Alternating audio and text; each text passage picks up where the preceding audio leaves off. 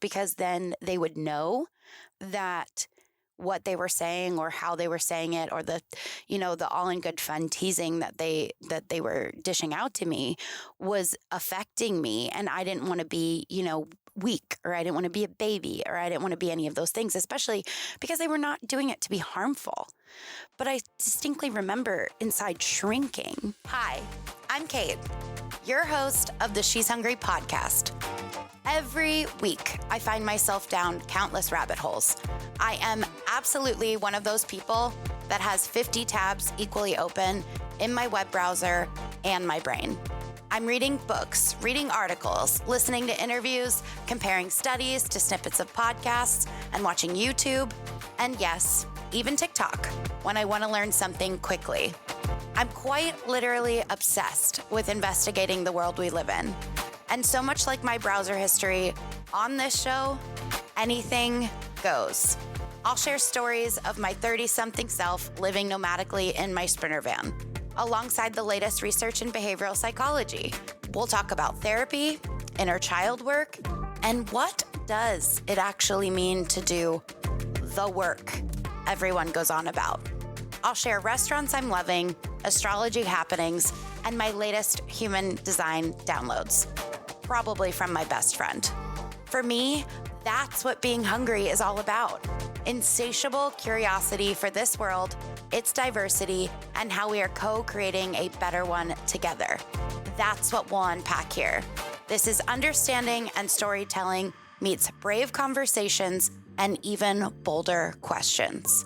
This is the She's Hungry podcast. Hi, and welcome back to another episode of the She's Hungry podcast. So to keep on with our theme of love notes to thyself and just the different resources that instead of focusing on what we don't have or what we didn't get accomplished this year, to reel it in a little bit and refocus our attention on internal resources that we have that have nothing to do with money and that are infinitely available to ourselves at all times, no matter what our bank account looks like, or quite literally anything else in your life. And I spent so much time thinking about, which resource that I wanted to focus on today. And there was like a bunch of them that I was coming up with, one resource that I'm super proud of is my communication skills. It wasn't always that way. And so I am actually more proud of that one than I would have been in previous years. And also my tolerance. That's another one that I was like, I want to acknowledge this and I want to appreciate this in myself, because I feel like these two things, especially this time of year, are really big ones. If you're spending time with family, if you're getting together with people that you don't normally get together with as often throughout the year, or you're just seeing more people, like the sheer quantity of people that you are having to interact with or getting to interact with. Let's be mindful of our words. It's just the sheer quantity of people that may not know the full you, may not know the most authentic version of you, may not know the version of you that you are currently right now. And, if anybody hears, also, if this audio seems a little bit, like louder or harsher, or you hear more of my mouth sounds, or you hear the things happening in the background, such as Wyatt just shaking it out here in the van. If you're watching this on YouTube or any of the shorts, anywhere, then you see that I am back in the van. And so it's obviously a smaller of a space. And my mic cover on my headset, my little sound dampener on my mic cover is missing. It is missing. Believe it or not, things can go missing in the van. I actually think things go missing here more than when I was living in an apartment. But anyway, I have new ones coming in the mail. So if the audio sounds a little different for this episode, that's why.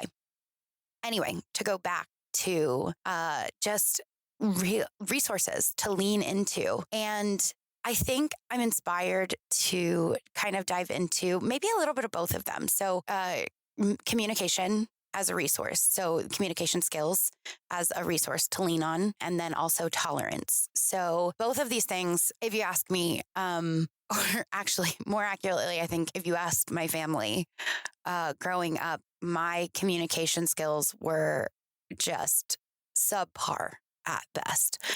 I was called, dramatic. I was called, motor mouth because I had a lot to say. I was called, there was this story that my dad tells. He loves to tell this, that when I was a kid, and, we were one of those families that, in spite of all of our shortcomings, tried to come together around dinner time, probably a little later than my mother would have liked, considering my dad was always notoriously late coming home. But when we were all finally sitting down to around the dinner table, in our designated spots, if you listened to last week's episode, and my dad would go around the table and, ask everybody how their day was. And, my mom, how was your day? Oh, it was fine. This happened. Usually stuff that was going on with her, the business that she had at the time. And then he would get to Blaine, and Blaine, my brother, is 4 years younger than I am. And Blaine would just say, fine, good. If it was a sports season that Blaine participated in, how was football practice? Oh, it was good. Maybe just like little details here and there. And then he would get to me. And strategically, I would be who he asked last, because I would then give him the full report of my entire day from start to finish, how I felt about my breakfast that morning, if it was cold, if my toaster waffles did not get toasted enough in the toaster when I pulled them out, if they were still cold and frozen and soggy in the middle, if people on the bus were being too loud, who said what about who, what my first class teacher, what my homeroom teacher, that's it, what my homeroom teacher did, what my friends did, what happened at recess, what if I went to the school store that day, like what I was getting at the school store, quite literally. And so the joke was that, he would go around the table and it would take my mom and my brother a total of maybe 10 minutes, maybe 12 minutes to collectively tell him about their day. And then it would take me about, a half an hour, 45 minutes to communicate all of these things that I noticed or witnessed or felt throughout the day. And so it was like, you just had to be prepared for that. And I remember when I was a kid, and even not just when I was a kid, but so recently, I think is like maybe the last 5 years, when that story was told, I could feel, my insides shrink a little, that I would be embarrassed, or I would feel, it was like a teasing thing. And then on top of that, another story is to kind of back this up even further, is that I had a best friend, and she lived down the hill from me since I was in first grade. We met when we were in first grade, and it just so happened that she lived down the hill from me. And I had never really had a lot of, I had people that liked me. I was, nobody, I was a fun to be around kind of person when I was a kid. I think I still am now, but so I was a fun to be around kid. I was very bubbly, very fun, whatever. And then I met Sam, and we would hang out, and Sam was so much cooler than me. I just remember thinking she's a popular girl. She's cool. Her mom gives her, her parents give her more independence. She's well-spoken. She's creative. We were into witchy things when I was a kid. I'm still into witchy things, by the way. That's come full circle. But, we played and we did all these things. And because my parents were working a lot when I was a kid, so I would spend a lot of time down at Sam's house. And so her parents, her mom and her stepdad were like my second family. And so, I was talking, I was chatty, and Sam's stepdad came up with a nickname for me, Motor Mouth. And I remember, it's all in good fun. He was never, it was not meant to be that deep. But I remember thinking and like feeling very self-conscious about this nickname, even though it was all in good fun and it wasn't supposed to be, harmful to me in any way, shape, or form. And I didn't change. That's for sure. I didn't change. I think I specifically didn't change because then they would know that what they were saying or how they were saying it, or the all in good fun teasing that they were dishing out to me was affecting me. And I didn't want to be, weak, or I didn't want to be a baby, or I didn't want to be any of those things, especially because they were not doing it to be harmful. But I distinctly remember inside shrinking because of these things about how I was communicating my experiences to the world.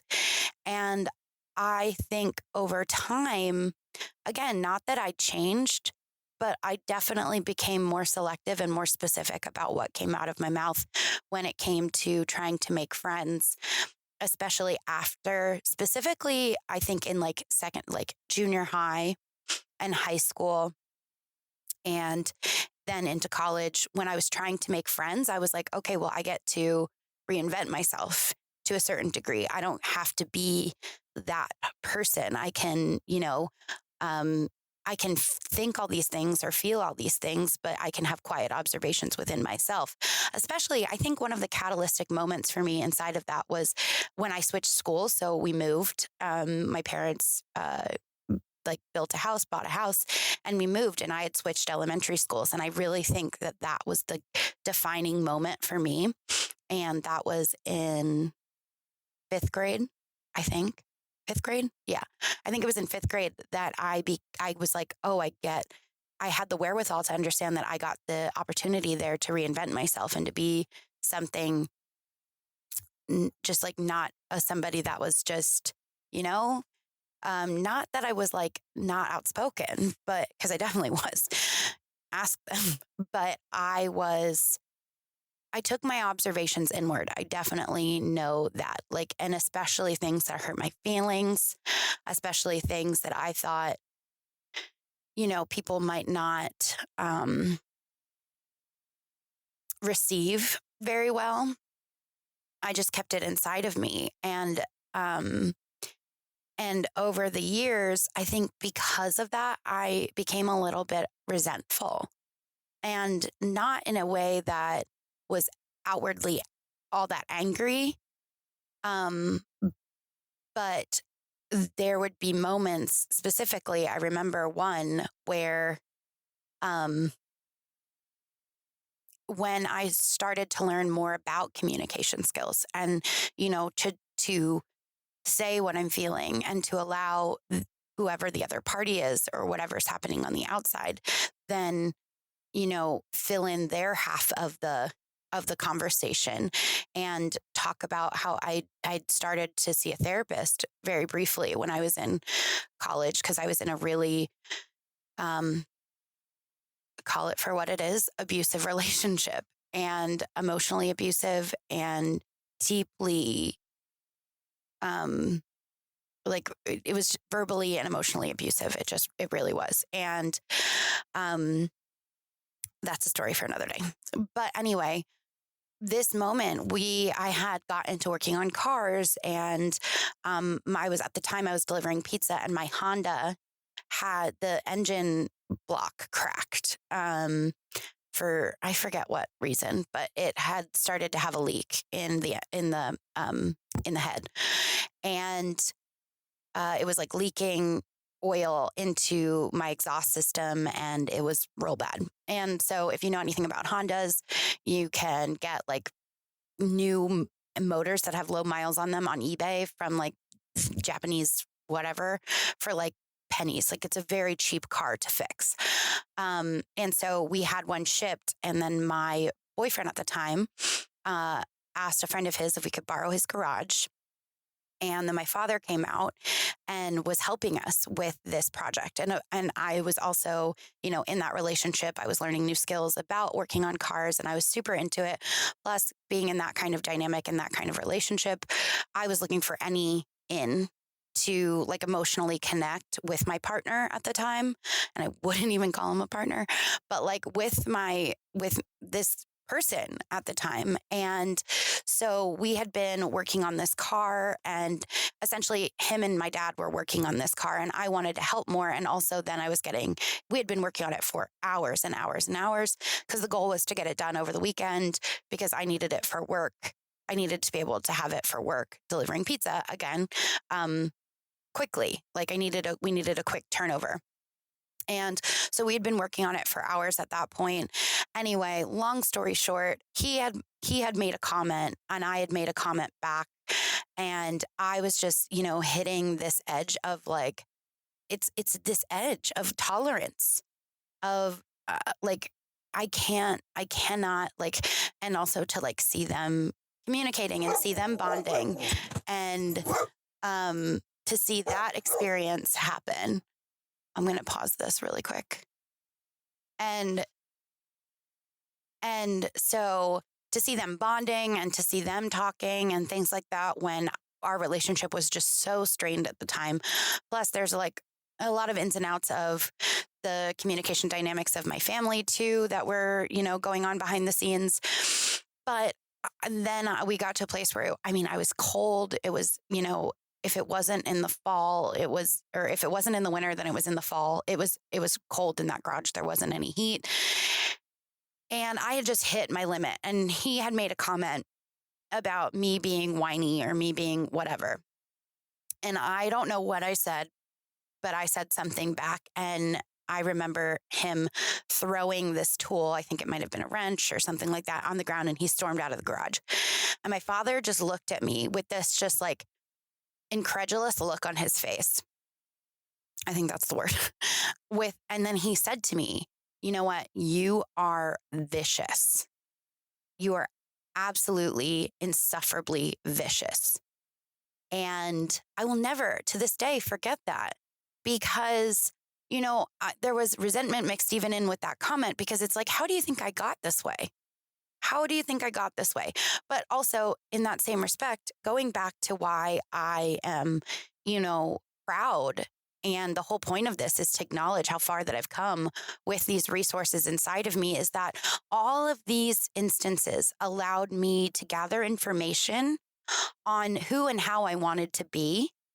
And so over the course of, especially, I would say the last 7 years, when I moved out here to Portland, almost 8 years in January, when I moved out here, I was like, who do I want to be and what do I want to be known for?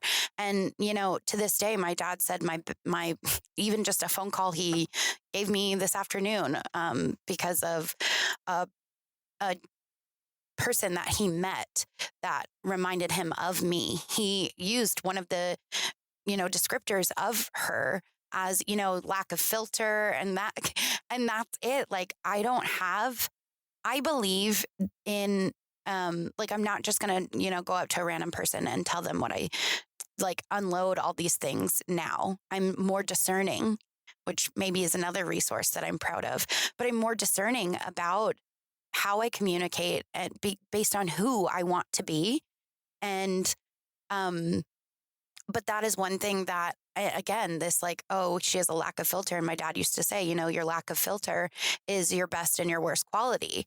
And to this day, I can understand. It's kind of like I don't want to say a backhanded compliment, because it's meant to be a compliment. But for anybody else that wasn't me, it might not feel that way, because it's the fact that, one thing that I think people in my life respect and love the most about me is that if they come to me and they say, hey, can I get your opinion on something? They know that they're going to get the truth. And if I go to somebody about something and I say, hey, I would love to like have an opportunity to talk with you about something. Can we talk about something? And they know that like, they know that like, it's not going to come from a place of malice or a place of uh, like instigation or just reaction. It's going to come from a place of like, no, I thought about this. I sat with it for a while and I trust the dynamic that's going on here between us. I'm trusting you and I believe in us to show up and tell and like talk about what's on my mind and what's bothering me, because I trust this dynamic and the space between us and our relationship enough to show up and speak my mind. Because that's the other thing. If I don't trust you, if we do not have that relationship, if I don't feel that mutual respect between us, then I'm not going to come to you. And it might be a thing where I just walk away because it's a boundary. It's like, we didn't build this thing. And in my opinion, it's like, and if you've done something to where I'm like, it might not be worth it for me, plain and simple, like better for worse or otherwise. That's just the truth of it all. But also inside of that, to then bridge the gap between where communication and tolerance live, because I'm proud of both of them within me, is that in that story that I just shared with you about my father and my ex and that dynamic in that situation, is that I'd had a lot of shame for not only how I reacted at the time, but then how my father then perceived he also didn't know the ins and outs and the dynamic of the relationship that was going on between me and that man at the time. He does now, so it might make more sense to him, but we haven't talked about it since. It's pointless to talk about. But because the sentiment and what he was referring to isn't false, it's not inaccurate. And so when it comes to, and I mean this in the there is not a malicious bone in my body. I really genuinely have come to a place now where, because again, a story for another day is like, I knew and I know based on my own personal skill of observation that like how to get to the heart of people. That's why my father called me vicious, because it's not just about making a mean comment about what was the dynamic and what was the thing that was going on in the moment, but it's like the jab at a character flaw or something about that. And I, on more than one occasion, had done and had said things like that to people that I cared about in the past. And again, not proud of it. Do I understand it? Yeah, I do. Does it make it right? No. And now that I know that, what do I want to do about it? But it's that level of tolerance that I think, and it's again, not just about tolerating other people, but tolerating uncomfortable situations where instead of reacting, then pausing and choosing, like make a choice, not a reaction. Reaction is inherently reactive. It's just things come together and things split apart. That's just the nature of what that means, quite literally. And what I'm always striving to do inside of my life is, instead of, reacting, it's mindless, it's primal, it's instinctual.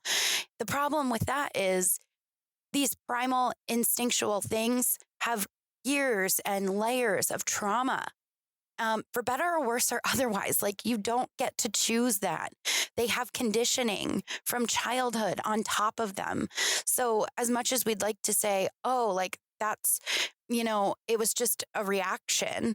It's like, yeah, it's a reaction, but there should be no shame in that. There's a fine line that we walk, like that I always say, is like when we start to use our trauma as excuses or as a weapon. If you care about the people in your life, again, this is coming down to the choice of communication.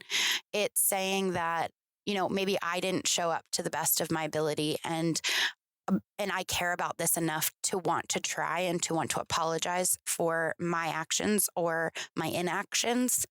And this matters enough to me that I'm hoping that you and I can find a way forward. Because like this situation hurt me. And it's not like it's saying, I want us to figure out a way that both of us feel safe and honored and valued to move and walk forward. And that then includes acknowledgement on both parties. So again, it's just sharpening these communication skills on, oh, this thing happened. And that might happen a lot over the next couple of weeks, given, again, the holiday season. So it's like we're inside of these dynamics that might make us uncomfortable. So how do we then call on our own tolerance? How do we say, tolerance, like I'm going to call on that and I'm going to sit beside it and we are going to work together. Something I've been reading a book called Think Like a Monk by Jay Shetty. Incredible book. Jay Shetty says, and I don't know if this is his, I think he might have learned it from his monk training, but it's that I'm feeling fearful. I'm feeling worried. I'm feeling apprehensive. I'm feeling joy. I'm feeling happy. And so what that allows is, just like anything else in your life, or any other relationship in your life, I should say, when you want to show up and communicate with somebody, they always say, like, use I statements. So it's like, I'm feeling really sad about what happened between us. And I want to work on this together. And I value you and I value our relationship. And I want to know how we can walk forward in this dynamic so that we both feel heard and seen and valued. Because I not only want to feel that way for myself in this dynamic, but I also love you. And I want that for you too. I want you to feel valued. I want you to feel seen and heard. And so I want to have this conversation with you because this matters to me. And I'm hoping that we can find a way to do this. And so not only is that flexing on your beautiful communication skills, it is not taking identification of it is not identifying internally with something that is happening, with that negativity, with the thing that's potentially triggering you. But then it's also building on your tolerance muscle to say, it's not the thing that happened, whatever it is, it hurt me. And instead of reacting from it, I'm going to sit back, I'm going to take a moment, and I'm going to acknowledge the uncomfortability and maybe the sadness or the hurt or whatever is going on. And I'm going to tolerate it in this moment, but I'm only going to tolerate it long enough to identify if it matters enough for me to then communicate that this thing happened. If it does, then I get to go back into my communication resource and I get to say, hey, this thing happened. I'm sad about it. I want to fix it. How do we do that? And also in that choice of wanting to communicate about it, then you're also then flexing again on your tolerance muscle, because having that kind of conversation is vulnerable. It is uncomfortable. It is deeply those feelings of oh, this is hard. And so then you're also then building on your tolerance, which I think is such a beautiful thing. Because the thing about these is so again, in regard to money comes, money goes, but these things, they always stay. And the more that you work on them, the more that you take a step back and you acknowledge them, again, if a resource, it is internal. I am tolerant. I am a good communicator. And so when we lean into these internal resources that are things that we do want to take in, that we do want to take ownership of, and we build a relationship with them to say, and we build this muscle that never goes away. It's something that you don't ever lose. If you practice it, you get to keep it. If you use it, if you don't use it, you lose it. You get it. So I just want to say that I know that over the next couple of weeks, it's going to be challenging for a lot of us in a lot of different ways. And that even if maybe you don't identify currently with the resource of good communication or the resource of tolerance, I think maybe you should challenge yourself to step into what it would mean for you to align with a resource that that does make you feel powerful, that does, create the bridge between people, that does make you feel less reactive, because there is a lot going on in the world right now that is, for better or worse or otherwise, uncomfortable and sad and devastating, and it stirs anger, and just my heart breaks every day for it. And then on top of that, it's the holiday season. And if we're spending time with family, if we're spending time with, just again, like I said, people that you wouldn't normally spend time with this often or this much, or all at once, all at one time. I just hope that you realize that you are more than capable of setting boundaries, of communicating what you need to communicate, of creating separation for that pause, on deciding and making a choice on what you will tolerate, what you won't tolerate, and what you want to do about it. What matters to you, what doesn't matter to you, what you don't want to identify with, what you don't want to take in and take ownership of create identity inside of you. And so you should read, if any of this resonated with you, you should read the article that I will, it's actually going to go in the community, 12th House community. I talked about this in the last episode, and I will continue to talk about it. I'll put the link in the show notes. That's where the full article is going to go, but I will talk about it on Instagram a little bit, and I will talk about it on TikTok too. Also, I'm thinking about, I would love if you're not a part of my email list, if you would join my email list, because I'm going to send out a reminder for this episode. And then also for a couple of things, like a workshop that I have coming out. And I'm really interested in doing this podcast live on TikTok. So like a TikTok live.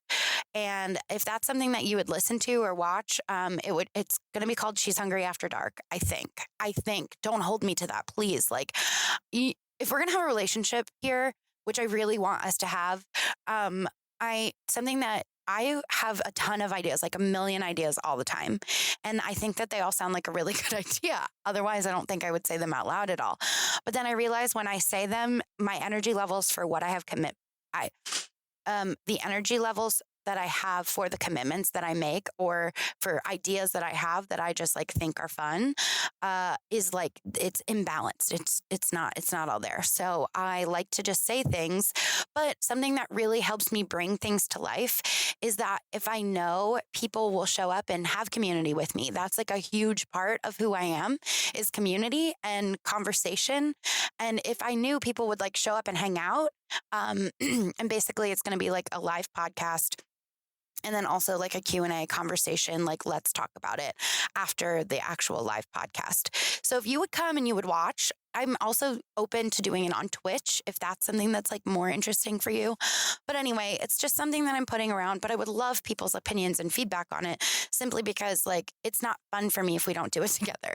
And one thing that me and my best friend Lindsay are saying, if it's not fun, I'm not fucking doing it next year. That's it. That's the bottom line. So, again, I just want to say that you are always and have always been worth it.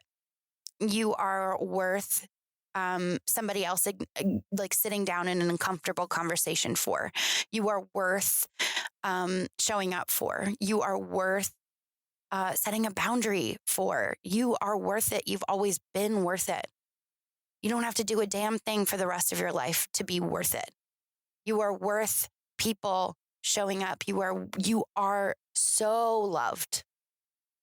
And whatever the next couple of weeks are going to look like for you over the holidays, I hope that you take moments of pause to really reflect and just like take in that, like, no matter how difficult it is or what comes up, what traumas get triggered, what old stories start to stir, that you're